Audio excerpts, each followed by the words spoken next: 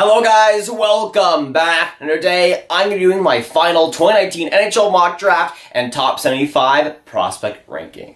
Now since we're just 2 weeks away from the NHL draft starting, my prospect rankings are as close as they've ever been. So which prospects go up and down in my prospect rankings, and which prospects crack the top 75 in this month's rankings? Watch till the end to find out. Now, if you guys have been on this channel for a while, you know that since the start of this season, every single month I've been doing my prospect rankings. Usually it has been top 15, it went to top 31, and for the final rankings this time around, since we're 2 weeks away, I'm doing my top 75. Yes, there's a lot of prospects, but we're about to get into it. Now, I'm going to show you guys some nice graphics about the top 75 prospects. It'll go right and down until number 20, and once we get into the top 20 prospects, then we'll go a lot more in depth.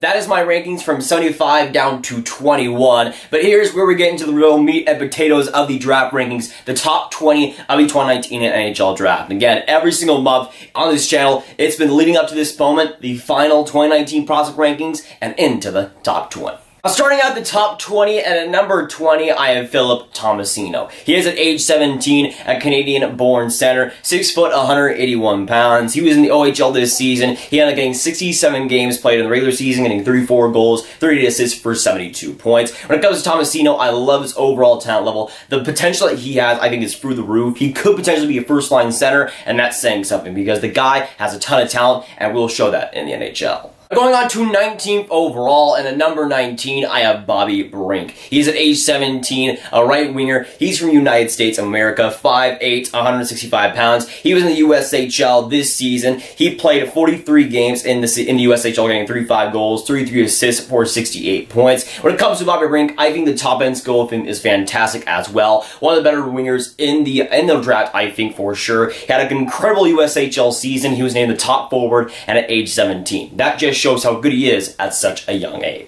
Moving on to 18th overall, and at number 18, I got Pavel Dorofeyev. He's at age 18, a left winger slash right winger in the KHL slash MHL. A Russian-born prospect at 6 foot, 163 pounds. In the MHL, where he is which he really played the most. He played 19 games, getting 17 goals, 14 assists for 31 points. And I personally am a huge fan of what Pavel Dorofeyev brings. When it comes to some of the KHL stuff that I saw, he was solid, but in the MHL, he was just straight dominant, especially the skills that he shows. He has some top-end potential and could be one of the best players to come out of this NHL draft.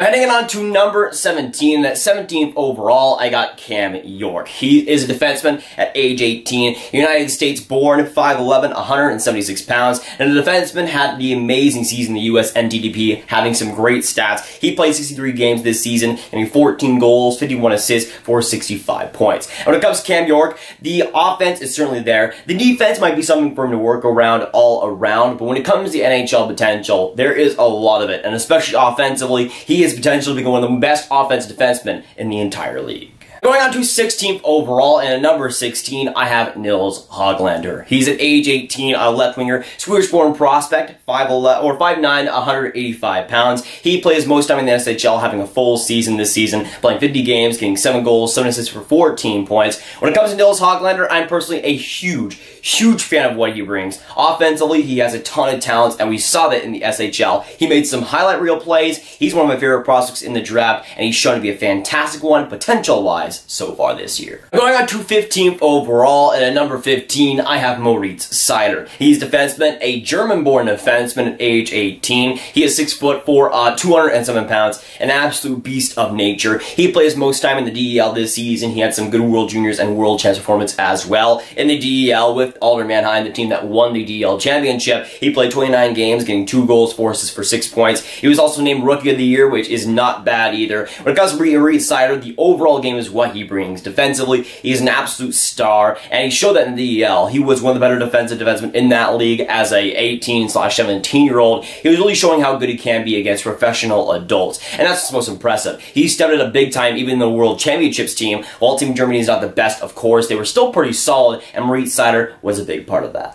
Next up, at 14th overall, at number 14, I got Vasili Podkolzin. He is an age 17, a Russian-born prospect, right winger, 6'1", 190 pounds. He played most of his time in the VHL, playing 14 games, getting 2 goals, 3 assists for 5 points, but he was all over the place. When it comes to Vasili Podkolzin, he had a pretty rough U18 World Juniors, which made his stock fall quite a bit. For me personally, I was never really the biggest fan of him. I think the highest I had him at was probably number 8 or something. I never had him as his top 3 prospect, and he was kind of proving why he wasn't that. In the U18s, that was the term he was expected to dominate, but he didn't. But he still has a lot of talent, and he showed that skill so far. Now going on to 13th overall, and at 13 I have Victor Soderstrom. He's a defenseman at age 18, Swedish-born prospect, 5'11", 179 pounds. In the SHL, he got a full-time drop with Brynäs IF. He had a fantastic season as well, playing 44 games, getting 4 goals, 3 assists for 7 points. And while he didn't put up these massive numbers that you'd want from like a top prospect, Victor Soderstrom, his strength is the overall game. While he's not this offensive dynamic player, he's still very solid, and the defense is one of the best in this draft, I would say. When it comes to Victor Soderstrom, he tackles Byram as maybe a better, even all-around defenseman, and that's saying something, since Byram is so good all around. But Victor Soderstrom has a lot to offer, and some serious upside too.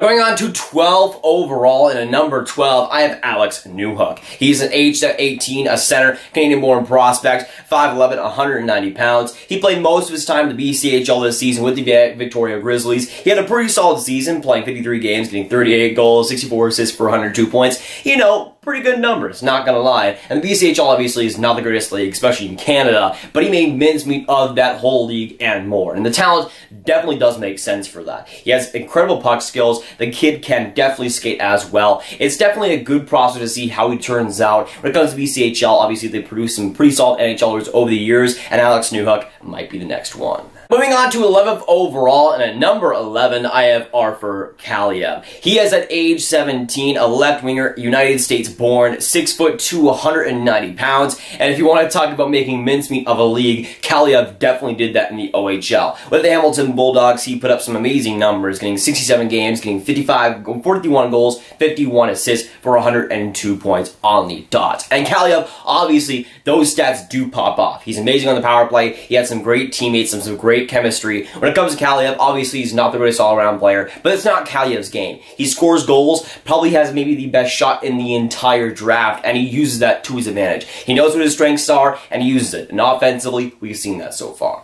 Heading on to the top 10, and at 10th overall, I have the Kirby Dach. He is at age 18, a Canadian center, 6'4", 198 pounds. He's in the WHL, the Saskatoon Blades. He had a successful year, albeit a little bit inconsistent. He played 62 games in the WHL, getting 25 goals, 48 assists for 73 points. When it comes to Kirby Dach, the skill set that he has, the toolbox, is certainly there for him to become a fantastic NHL player. He has some weaknesses, though. The consistency is a major factor with him. There were some starts of the WHL season where he was just absolutely horrific, but some parts where he was absolutely amazing too. So if he gets his skating also ironed out there, he can become an amazing NHL player and maybe even a first-line center, whoever drafts him. Going on to 9th overall, and at number 9, I have Matthew Boldy. He's at age 18, a left winger, United States born. He's 6'2", 198 pounds. He had a pretty solid season in the USDP, playing 64 games, getting 33 goals, 48 assists for 81 points. When it comes to Matthew Boldy, the all-around offense production he brings is fantastic. He doesn't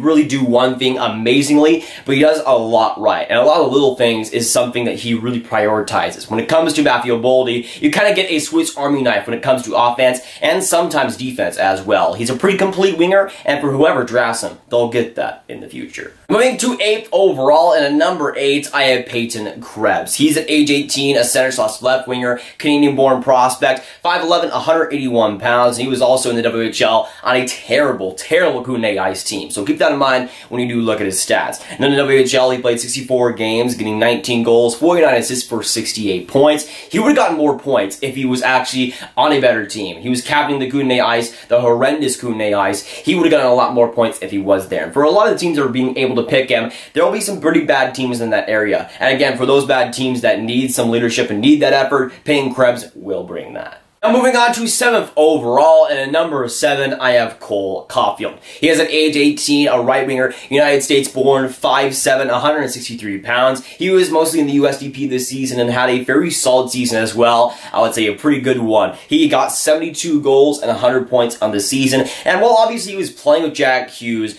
we cannot underestimate how good he was playing there. Obviously he has some fantastic teammates, but the kid himself is fantastic too. While some people might not like his 5'7" frame, he has shown up to this point to be good enough to have some offensive input, and he has a lot of it every single game. When it comes to Caufield, I'm not the type of guy to put him in the top 3 or top 5, but I do like him quite a bit. While the size does matter a little bit in the NHL, it doesn't matter as much as it used to. Moving on to 6th overall, and at number 6, I have Dylan Cozens. He is an age 18, a center slash right winger, Canadian-born prospect, 6'3", 181 pounds. He was in the WHL, the LIVESTREAMS Hurricanes, and had a pretty solid year. He ended up playing 68 games, getting 34 goals, 50 assists for 84 points. He had a pretty solid World Juniors campaign as well. When it comes to Dylan Cozens, he's a more physical prospect, especially in this top 10. He uses that to his advantage. His big frame he also does, but he has some good talent as well. I feel when it comes to his offensive potential, there's a lot there, and also defense as well. When it comes to Dylan Cozens, while I'm not the type of guy to put him at number 3 or number 4, I still think he's a great prospect and deserves to go to at least the top 10. Now moving on to the top 5, and at number 5, 5th overall, I got Trevor Zegras. He has an age 18, a center, United States born, 6 foot, 174 pounds. He had an amazing USDP season, really showing how good he can be. In USDP, he played 60 games, getting 26 goals, 61 assists for 87 points, and the creativity is what Trevor Zegras brings. When it comes to puck skills, when it comes to offensive coordination, he has that in spades. I'm a big fan of what he can bring offensively, and in the next level, I think he's one of the top prospects in this draft, one of the top centers in this draft, and could become a first-line center for whoever drafts him in the NHL. Moving on to 4th overall, and at number 4, I have Byram. He is an age 18, a defenseman at 6 foot, 194 pounds, Canadian-born prospect with the Vancouver Giants. Albeit he was on a great team, he put up some amazing numbers, especially for a guy that was 17 years old for the whole campaign. He ended up playing 67 games, getting 26 goals, 45 assists for 71 points, 26 points in the playoffs as well. And Byram, while there was a little doubt before this, he proved himself as the best defenseman in this draft. I like guys like Soderstrom, I like guys like Seider and York, but Byram is on an island of his own. He has the potential to be a first-line defenseman, the first defenseman for a lot of different teams, and I definitely do believe that. He has the potential to become one of the best defensemen in the NHL, I think also. He has that game both offensively and defensively. He brings it every night, and while it might take him like maybe a year or two to get into the NHL full-time, once he gets there, he should be absolutely amazing. Moving on to the top 3, and at number 3, I have Alex Turcotte. He has an age 18, a center, United States born, 5'11", 185 pounds. In the USDP, he had a terrific season, even though he missed the first 2 months of the season due to surgery. He is still healthy now, but he had a great season afterwards, getting 37 games played, 27 goals, 35 assists for 62 points. When it comes to the whole Byram versus Alex Turcotte debate, I think it is so unbelievably close, but I do have Alex Turcotte as the better prospect. I like Byram quite a bit, but Alex Turcotte is one of my favorite prospects in this draft. He just has amazing skills, amazing talents, and amazing potential to become a first-line center in the NHL someday. Now, down to the top 2 prospects, Kaapo Kakko and Jack Hughes. And if you're first watching this on the channel, if you're a newcomer on this channel, you might not know who I go as number 1. And for the last few mock drafts, I've had this guy at number 1, I've had this guy at number 2, and it's been that way for quite a while. And I gotta say this right now, it might reveal itself, but the guy I had at number 1 at the start of the season is at number 2 right now. And for my final 2019 NHL mock draft, at number 2, I have Jack Hughes. He's a center, United States born prospect at age 18. He's whatever you want to know. You already know who Jack Hughes is. He's a fantastic prospect, had a brilliant year in the USDP, maybe even generational if you want to put it that way. Jack Hughes is a fantastic prospect and will become one of the elite players in the NHL someday, but I don't think he's better than Kaapo Kakko, maybe even potential-wise, and of course, especially right now. When it comes to Jack Hughes, he had a rough World Championships. He did learn. I think that is a good thing to do from him. But when it comes to Jack Hughes, he should be an amazing prospect. But me personally, I do have Kaapo Kakko number 1. Speaking of the Devil, at first overall in my 2019 NHL mock draft, my final 2019 NHL mock draft, I have Kaapo Kakko. He is a right winger / center, Finnish born prospect at age 18, 6'2", 190 pounds. And you guys know, if you're watching the channel for the last few months especially, you know I love Kaapo Kakko. He is my favorite prospect in this draft. Even though I am American, I do love Kaapo Kakko to pieces. I think he is the best prospect in this draft, and I will die on that hill. It might bite me someday, but I don't think it will. I think Kaapo Kakko is the best prospect in this draft. I think he might have even more potential than Jack Hughes right now, and I'm willing to die on that grave as well. When it comes to Kaapo Kakko, everything is perfect with him. The offensive potential of him is through the roof. The puck skills, the offensive coordination, the IQ, the passing, the shot, whatever he brings it in spades. In every single game, he shows that talent. Defensively, he has that too. Physically, he has that too, and we saw that in the World Championships. To me, Kaapo Kakko is the best prospect in the NHL draft and might be the best NHL prospect in the world right now. If you want to know how long I've been on the Kaapo Kakko train, I think I ended up having him at number 1 in my March 2019 NHL mock draft. I think that was the start of when I had him at number 1. I had Jack Hughes number 1 before that. I was really close between the two, and while it still is close, both players will be fantastic. I've had Kaapo Kakko at number 1 for quite a few months now.